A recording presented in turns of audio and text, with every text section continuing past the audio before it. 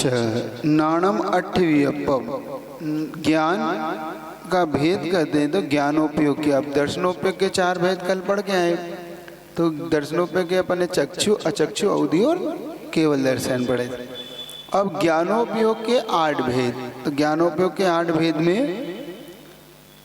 अठ्ठवीयपम, मद, मदी यानी मति, सुध यानी सुध, श्रुत ज्ञान, ओहि यानी अवधि ज्ञान, अनाण नाणानी, ये अज्ञान भी होते हैं, अज्ञान से मतलब मिथ्या भी होते हैं, और नाणे मतलब सम्यक।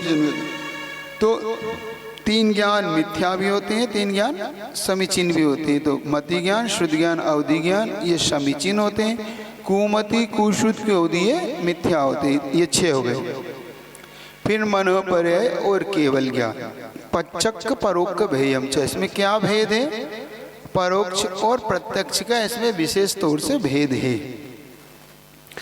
तो जितने भी ज्ञान हैं, जैसे मति, श्रुत, अवधि, मना, पर्यय, केवल ज्ञानानि, ऐसा सूत्र आता है आपके यहाँ।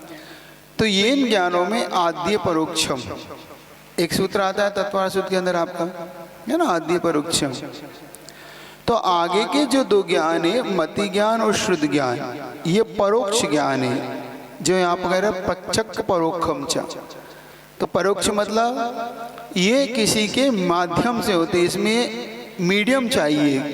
क्या चाहिए मीडियम? इंद्रियों और मन की सहायता से होते, इसलिए परोक्ष है। आत्मा इसको डायरेक्ट नहीं जानती, मतलब आत्मा जब इन ज्ञान का उपयोग करती है तो डायरेक्ट नहीं जान सकती, इसके लिए उन्हें इंद्रियों और मन चाहिए, इसलिए ये परोक्ष है। आप किसी से पूछा कि आपने सम्मत संयम ने देखा है कि किसी से आपने सुना है? नहीं, हमने सुना है। सुना तो मतलब ये परोक्ष है। नहीं, मैंने देखा है, मैं प्रत्यक्ष गवाह हूँ। आप बोलते हैं ना, हम प्रत्यक्ष गवाह हूँ। प्रत्यक्ष मतलब मैंने खुद अपनी आंखों से देखा है। और परोक्ष नहीं, मैंने सुना है, उन्होंने मुझसे कहा है, तो परोक्ष। ऐसे इंद्रियां परोक्ष भी होती है, तो इंद्रियों के द्वारा जो ज्ञान होता है वो परोक्ष ज्ञान होता है। 5 इंद्रियों मन की सहायता से होने वाला ज्ञान परोक्ष होता है। प्रत्यक्ष जो इंद्रियों की सहायताओं के बिना, मन की सहायता के बिना, जो डायरेक्ट आत्मा से उत्पन्न होता है। तो यहाँ पर जो हम ज्ञानोपयोग 8 प्रकार का हो गया, है ना, मति ज्ञान, शुद्ध ज्ञान, अवधि ज्ञान, मनोपर्यय, केवल ज्ञान। इनको जब हम सम्यक दर्शन से देखते हैं तो ये समीचीन ज्ञान हो जाते हैं। और मति, श्रुत, अवधि, विपर्ययश्च, ये 3 ज्ञान विपरीत होते हैं। तो इन तीनों को मिला दोगे तो 8 हो जाते हैं। तो ज्ञानोपयोग के कितने भेद हो गए? 8 भेद। तो केवल ज्ञान मिला लोगे। अब इनमें से जो अवधि ज्ञान, कुअवधि ज्ञान भी और अवधि ज्ञान भी, और मनोपर्यय ज्ञान और केवल ज्ञान, ये 4 तो हो गए प्रत्यक्ष ज्ञान।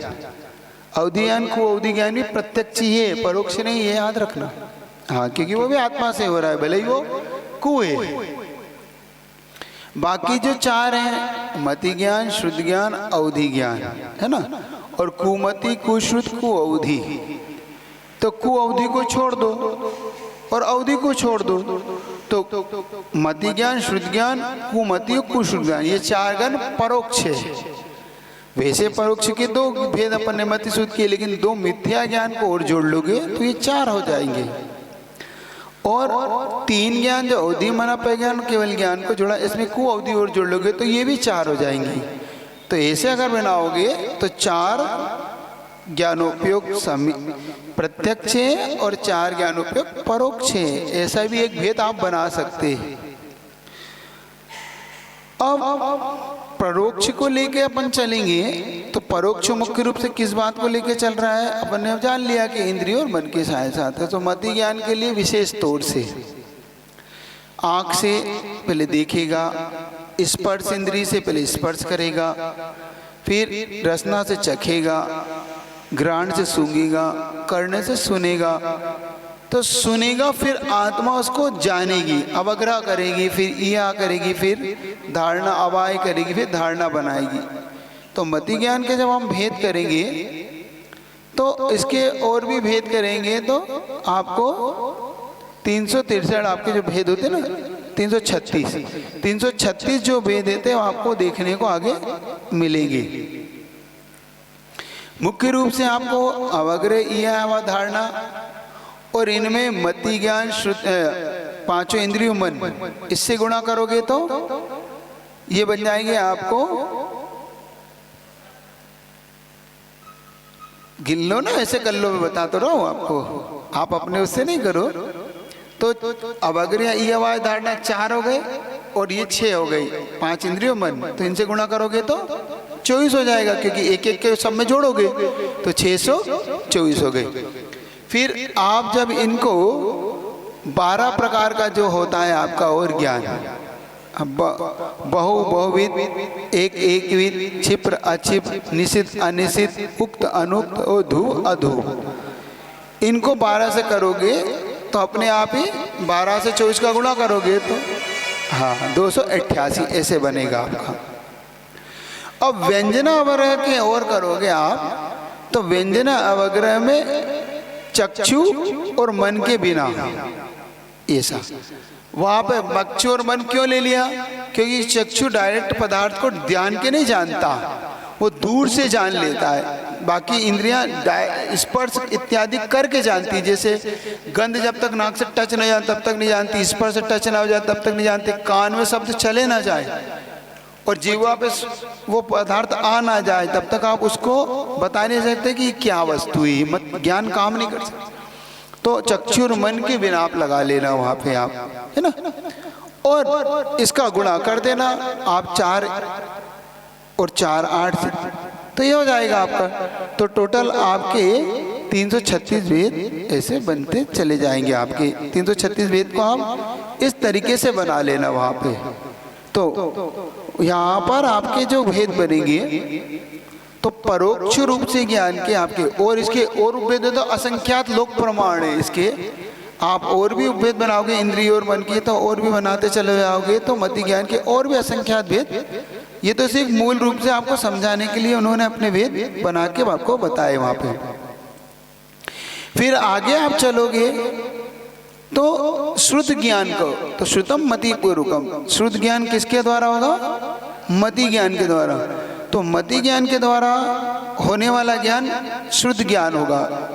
मति ज्ञान के लिए चक्षु और चक्षु दर्शन काम कर जाएंगे और श्रुत ज्ञान के लिए मति ज्ञान काम कर जाएगा। मतलब मति श्रुत ज्ञान को किसी भी दर्शन की आवश्यकता नहीं पड़ेगी, जैसे मति ज्ञान को आवश्यकता पड़ रही है ना चक्षु अचक्षु दर्शन की, वैसे श्रुत ज्ञान को आवश्यकता नहीं पड़ेगी। श्रुत ज्ञान के लिए कि श्रुत ज्ञान और मना प्रज्ञान दो ऐसे, इनके लिए कोई दर्शन नहीं बनाया आपने। देखना, चक्षु अचक्षु दर्शन वो किसके लिए बनाए? मति ज्ञान के लिए, श्रुत ज्ञान के लिए नहीं है वो। और अवधि ज्ञान के लिए अवधि दर्शन बनाया, मना प्रय के लिए कोई दर्शन नहीं बनाया, और केवल ज्ञान के लिए केवल दर्शन बनाया। तो जब आप श्रुत ज्ञान के लिए दर्शन क्या बनेगा? मति ज्ञान पूर्वक ही हो जाएगा, इसलिए मति ज्ञान ही वो अपने आप में दर्शन का काम वहां पर करेगा। और जब आप मना पर ज्ञान के लिए करेंगे तो मति ज्ञान, मना पर ज्ञान के लिए भी मति ज्ञान ही दर्शन का काम करेगा, क्योंकि वहां पर मना ज्ञान का विषय क्या है? मन। पर के मनोगत बात को जो अपने विषय बना लेता है। मना पर ज्ञान का काम क्या है? एक ही ज्ञान के अपन सब चलते जाएं तो पहले मति ज्ञान इंद्रिय और मन की सहायता से जानता है, इसलिए हम उसे मति ज्ञान कहते हैं। सीधा सीधा किसी की उसे चाहिए। श्रुत ज्ञान के लिए मति ज्ञान बन गया। श्रुत से भी श्रुत की उत्पत्ति होती है। जैसे एक बार आपने किसी पदार्थ को जान लिया मति ज्ञान के माध्यम से, ये पेन है, इतना जानना हो गया है मति ज्ञान।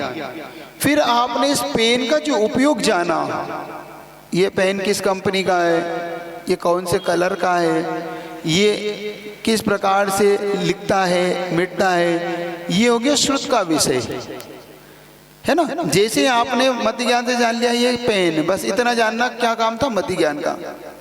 ये रेमंड कंपनी का है, ये और किसी कंपनी का है, तो आपने ये जाना, ये श्रुत का विषय हो गया।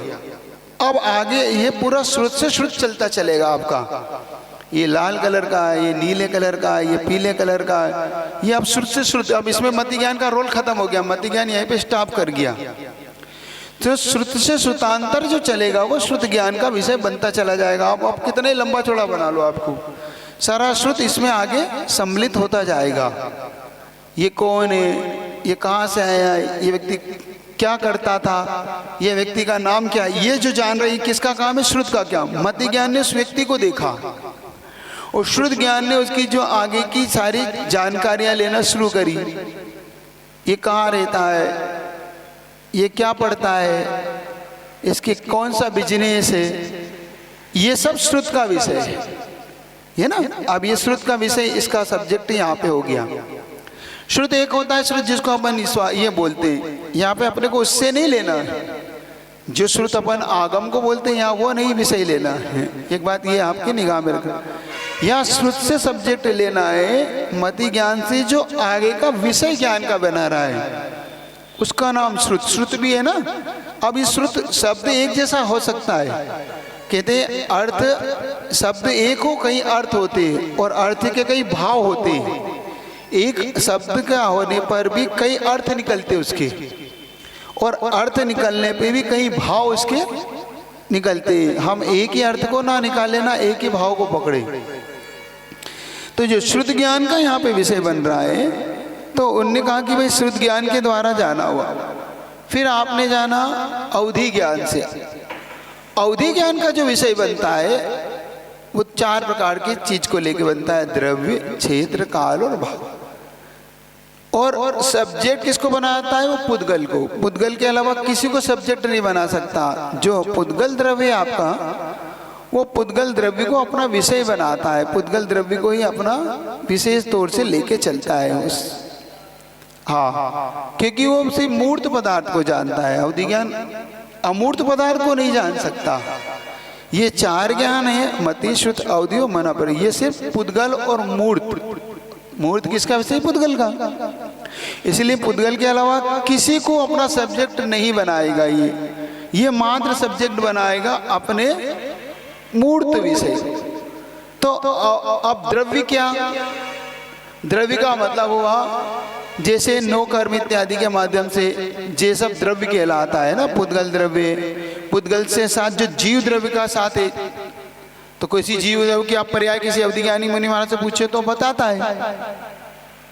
अवधि ज्ञानी मुनि महाराज बताते हैं ना आपको कि आप उस भव में वहाँ पे थे, इस भव में आप इस पर्याय में हैं, आपकी वो पर्याय थी। तो किसको किससे जान रहे हैं, वो पुद्गल मूर्त पर्याय को जान रहे हैं, जीव को नहीं बना रहे अपना विषय। वो चूंकि जीव और पुद्गल एक साथ मिलके रह रहे हैं, इसलिए उसका विषय पकड़ में आ रहा है। वो जो जीव पकड़ में कैसे आ रहा है, क्योंकि पुद्गल के साथ होने से। जैसे कि करंट होता है तो अपने को करंट पकड़ में नहीं आता, हमें करंट से होने वाला प्रकाश पकड़ में आता है। करंट का उपयोग हम कैसे पकड़ में लाते हैं कि करंट है कि नहीं। जैसे अपन स्विच चालू करते हैं, पंखा घूमने लगता है, बल्ब जलने लगता है ना, फ्रिज चलने लगता है, वो तो अपने को लगने लगता है कि हाँ भाई अभी लाइट है, करंट है। करंट दिखाई वैसे अपनी आंखों का विषय नहीं बनता ना, हम करंट को देख सकते हो। तो जब झटका देता है तब पता पड़ता है कि करंट है। जब आपकी उंगली उसके अंदर चली जाती है तो आपको जब झटका लगता है तो हाँ भाई इसमें तो करंट है, तो सावधान सावधान करंट है, करंट आ रहा, करंट आ रहा। ऐसे ही इस शरीर, ये शरीर अपना बल्ब जैसा है और आत्मा करंट की भांति है। तो भैया ये है कि नहीं, हिला के देखो। तो आप थोड़ा सा उसे हिलाते तो वो आंखें खोलता, हाँ हाँ अभी है भाई, अभी गया नहीं, अभी जिंदा है। क्यों, क्योंकि आत्मा है। और जब आप देख लें कि भैया हिल ही नहीं रहा या तो चल ही नहीं रहा, तो आप हाँ भाई अभी ये तो गया, तो ये जीव यहाँ से गया। तो अब वो बल्ब, जैसे बल्ब फ्यूज होता है आपका या करंट, आपकी लाइट करंट चला जाता है तो फिर वो कोई भी आपका बल्ब नहीं चलता। ऐसे इसमें से आत्मा चली जाती है। तो ये हो गया द्रव्य। तो पुद्गल द्रव्य को अपना विषय बना रहा है वो अवधि ज्ञान, और अवधि ज्ञान अपने जीव को विषय बना रहा है जब जो पुद्गल के साथ मिक्सअप होकर चल रहा है। हमने अवधि ज्ञान महाराज से पूछा कि महाराज वो कहाँ मिलेगा, वो धन कहाँ गाड़ा था इनने, तो बता देंगे आप, क्योंकि पुद्गल है धन। आपको सब पुद्गल का विषय सारा सब्जेक्ट अवधि ज्ञानी मुनि महाराज एक एक चीज बता देंगे। ये आपको अवधि ज्ञान की विशेषता को अपने साथ ध्यान में रखना। और जब मना परिज्ञान का विषय क्या है, अवधि ज्ञान के भी 6 भेद होते हैं, 2 प्रकार से होता है अवधि ज्ञान भी। एक होता है भाव प्रत्यय, एक होता है क्षयोपशम निमित्त, है ना। तो जिसको हम भाव प्रत्यय कहते हैं वो देव और नारकियों को, देव और नारकियों को जब भी अवधि ज्ञान होगा वो भाव प्रत्यय होगा। भाव ही कारण है जिसका, प्रत्यय मतलब कारण, तो भाव ही कारण है, उसमें कोई और दूसरा कारण नहीं है, उसको अपने भाव से ही मिला हुआ है। देव पर्याय में जाते ही उसे अवधि ज्ञान की प्राप्ति हो जाती है, चाहे वो कु अवधि ज्ञान हो चाहे सु अवधि ज्ञान हो। नरक में जाते ही उसे अवधि ज्ञान की प्राप्ति हो जाती है, कु अवधि ज्ञान हो चाहे सु अवधि ज्ञान हो। जैसे कि किसी किसी को जन्म से ही धन संपदा मिलती है, क्योंकि उनके बाप दादा करोड़पति अरबपति है, तो वहाँ उनका जन्म हुआ तो वो उसके मालिक हो गए। किसी किसी को मेहनत से कमाना होती है, क्योंकि उनके यहाँ था ही नहीं, फिर उन्होंने पुरुषार्थ किया और मेहनत से कमाया। तो देव और नारकी ये बाप दादाओं की जायदाद पाने वाले लोग हैं, मतलब इनको भाव से ही मिलता है। आपने जन्म ले लिया, आपकी हो गई, आपका अवधि ज्ञान हो गया। लेकिन जो मनुष्य और तिर्यंचे ये गुण प्रत्यय है, इनको क्षयोपशम निमित्त होता है। क्षयोपशम निमित्त शेषार्थ षड विकल्पा, है ना, 6 प्रकार का है और क्षयोपशम निमित्तक है। तो मनुष्य और तिर्यंच में कैसा अवधि ज्ञान होता है? हाँ, गुण प्रत्यय भाव प्रत्यय नहीं होके गुण प्रत्यय होता है। देव और नारकियों को भाव प्रत्यय होता है, उनके अपने आप वहाँ पे जन्म से प्राप्त होता है। अब इसमें 3 भेद कर लेना, देशावधि, परमावधि और सरावधि। अवधि ज्ञान के ऐसे 3 भेद आप करेंगे। तो जो देशावधि ज्ञान होता है वो समझ से सबको होता है, चाहे देवियों को, देवों को हो, चाहे मनुष्य को, तिर्यंच को। लेकिन जो सर्वावधि परमावधि होगा मुनि महाराज को ही होगा, मुनि महाराज के अलावा किसी को नहीं होगा। सर्वावधि परमावधि, देवसावधि हो सकता है, लेकिन सामान्य से मनुष्य और तिर्यंच को, सामान्य जो अवरति हैं, जो देव है, वनार की, इनको कौन सा होगा? देशावधि। परमावधि और सर्वावधि होगा मुनि महाराज के लिए। अब जो 6 भाव का है, 6 प्रकार के अवधि ज्ञान का है यहाँ पे मनुष्य के लिए, तो वो कौन कौन से किए मनुष्य तिर्यंच के लिए? तो आप इसको नोट कर लेना, वर्धमान, हीमान, अवस्थित, अनवस्थित और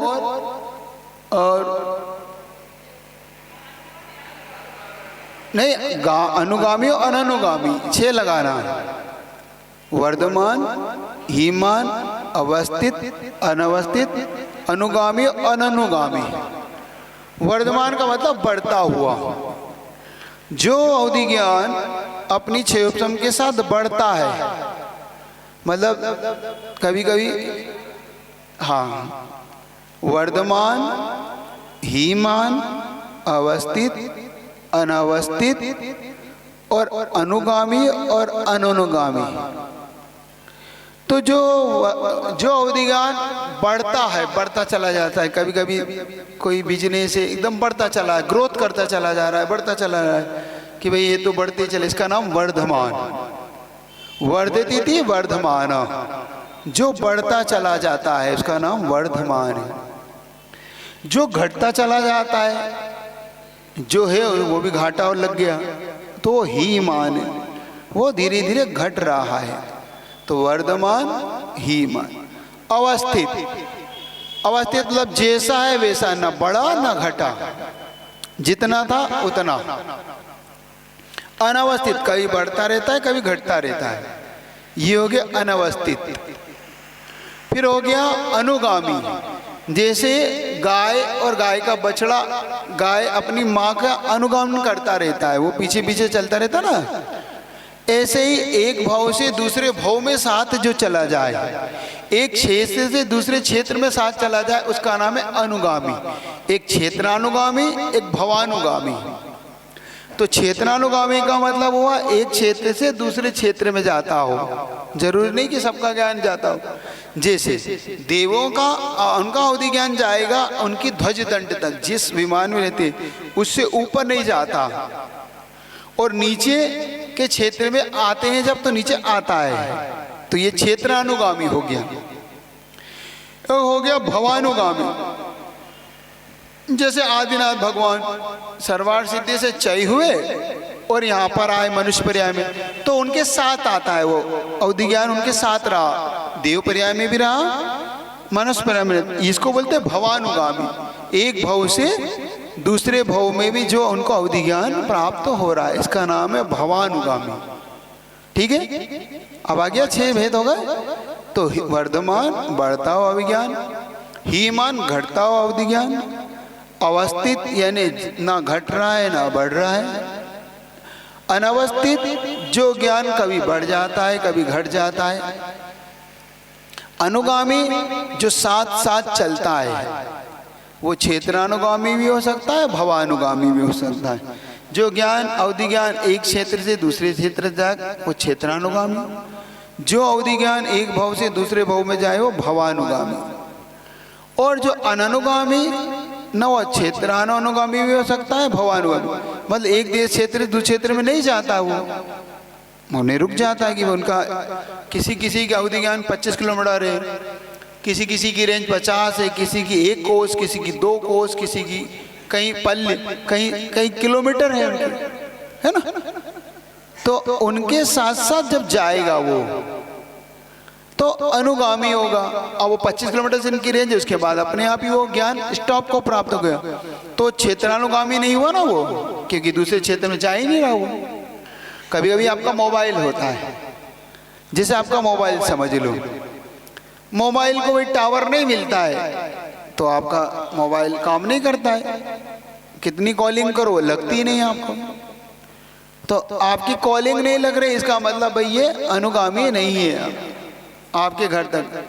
पहले आपका हैंडसेट आता था, मीटर में होता था, भाई 10 मीटर की रेंज में चले जाओ, 3 मंजिल ऊपर नीचे चले जाओ, वहीं तक काम कर, बाकी बाहर निकलते उसकी रेंज खत्म हो जाती, बात नहीं होती, फिर आपको उसकी रेंज में आना पड़ता, ऐसा। तो अनुगामी ज्ञान इस प्रकार से आपके साथ जाता भी और नहीं भी। तो ये हो गया क्षेत्रानुगामी।